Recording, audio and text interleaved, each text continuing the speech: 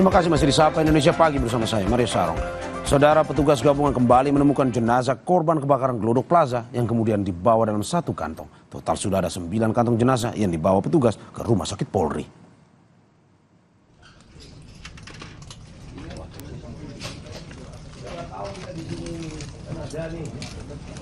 Jenazah korban ditemukan petugas di lorong lantai 8 ruang karaoke tempat hiburan malam di gedung tersebut. Jenazah kemudian dibawa mobil DVI Dokpol Polri untuk segera dievakuasi ke Rumah Sakit Polri Kramat Jati, Jakarta.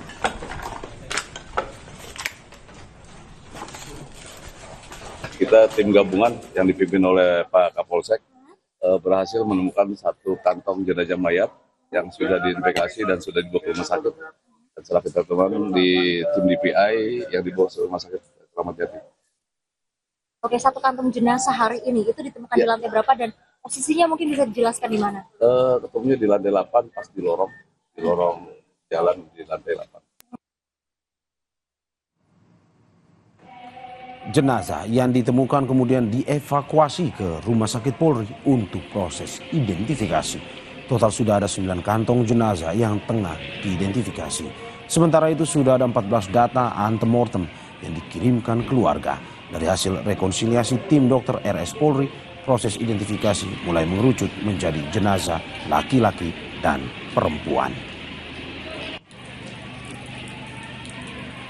Hasil pemeriksaan postmortem di kamar jenazah, kami bisa secara fisik, antropologi kami bisa menentukan ada 2 jenazah dengan jenis kelamin perempuan dengan usia 21. Jadi nanti itu mungkin bisa kita percepat untuk pemeriksaan DNA karena kita tidak tahu jenis kelaminnya dan dia tidak cocokkan dengan layak dari 19. Informasi terkini kita tanyakan jurnalis Kompas TV Nanda Aprilia dan juru kamera Janivan Prapta di lokasi.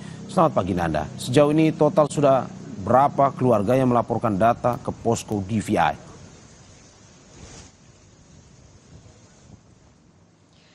Sebanyak 14 orang yang sudah melaporkan orang hilang begitu ke posko DVI yang kemudian ini juga dicocokkan dalam proses pencarian dari tim atau petugas keamanan atau petugas gabungan tentunya untuk mencari korban setiap harinya. Kalau kita bisa mengingat dan juga bisa melihat bahwa hari ini merupakan hari sepekan begitu, Mario dan juga saudara, proses pencarian setelah kebakaran yang terjadi di hari Rabu 15 Januari kemarin dan hari ini merupakan sudah masuk 1 minggu tentunya.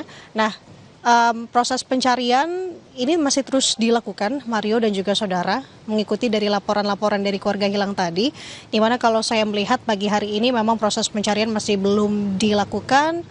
Mengingat juga pastinya yang harus dipastikan adalah untuk cuaca. Cuaca ini sangat mendukung, sangat mendorong proses pencarian apakah bisa dilaksanakan sesegera mungkin ataukah tidak. Karena mengingat bahwa banyak sekali area-area yang cukup riskan dan juga dikhawatirkan. Maka dari itu cuaca juga harus dipastikan dalam kondisi yang memang baik untuk dilakukan pencarian.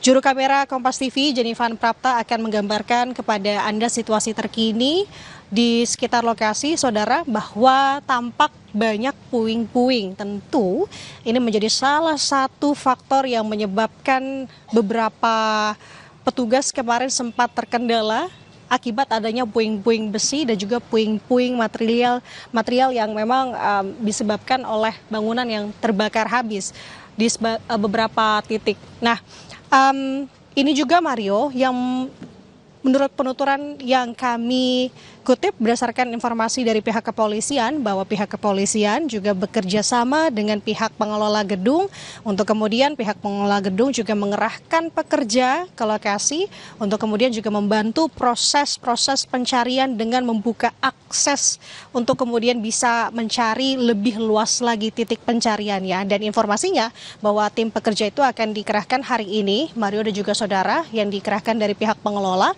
Dan kalau saya melihat saat ini memang belum dikerahkan ke lokasi. Jadi Mario dan juga saudara, kalau untuk proses pencarian ini difokuskan dimulai dari kemarin sebenarnya adalah pencarian di lantai 8 gedung Glodok Plaza. Di mana lantai 8 ini juga kemarin ada satu jenazah yang juga sudah berhasil dievakuasi yang kemudian dibawa ke RS Polri Kramat Jati untuk dilakukan identifikasi. Dan saat ini kita akan menanti, artinya sudah ada total 9 jenazah yang dibawa ke RS Polri Kramat Jati untuk dilakukan identifikasi. Sementara kalau dari identifikasi jenazah, update-nya dari Kepala Bidang Yan Dokpol RS Polri Kramat Jati, Kombes Pol Heri Wijat Moko menyebut bahwa dari 8 jenazah, karena 1 jenazah ini baru ditemukan kemarin, dari total 8 jenazah kemarin memang ada sebanyak 3 jenazah yang sudah dideskripsikan. Ini belum diidentifikasi secara menyeluruh karena masih ada proses-proses yang begitu panjang. Ini baru dideskripsikan. Dari 3 jenazah tersebut, 2 diantaranya ini merupakan perempuan dan satunya merupakan laki-laki. Dan untuk ketiganya ini memang dikatakan kategori masuk dalam usia dewasa. Nah, untuk itu juga sudah ada data yang juga sudah masuk ke posko DVI dari 14 anggota keluarga begitu, atau 14 yang dinyatakan hilang ini dari masing-masing keluarganya sudah masuk juga ke posko DVI untuk kemudian akan dicocokkan, dan tentunya dengan mengetahui identitas sudah bisa dideskripsikan, maksud kami Mario ini dapat mempermudah lagi mencocokkan data-data kemudian yang sudah masuk ke tim DVI ini.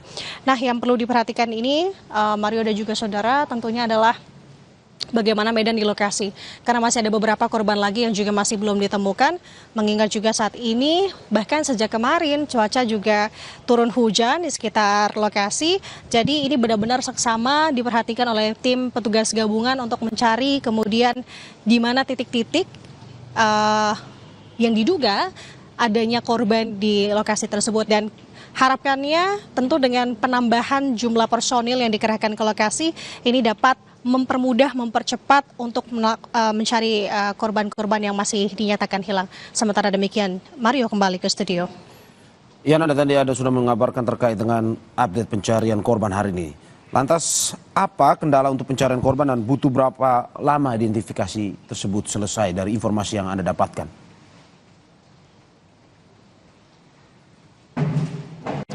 Kendala itu tadi, Mario dan juga saudara, kalau dari lokasi tempat kejadian ini terlebih dahulu bahwa prosesnya adalah tadi yang pertama, puing-puing dari bangunan ini cukup menghambat petugas untuk kemudian mencari dan juga memperluas lagi titik pencarian.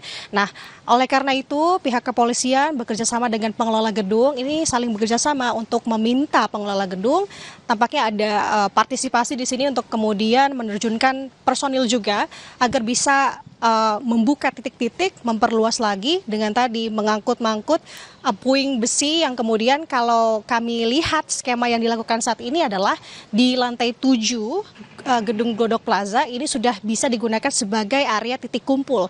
Artinya peralatan-peralatan ini tidak langsung lagi petugas harus turun ke bawah untuk kemudian mengangkut lagi peralatan ke atas, tidak demikian karena lantai 7 tampaknya ini sudah bisa dikatakan aman untuk kemudian menaruh alat-alat penyelamatan. Dan untuk saat ini fokusnya adalah di lantai 8. Jadi untuk pekerja-pekerja tambahan tadi dan juga petugas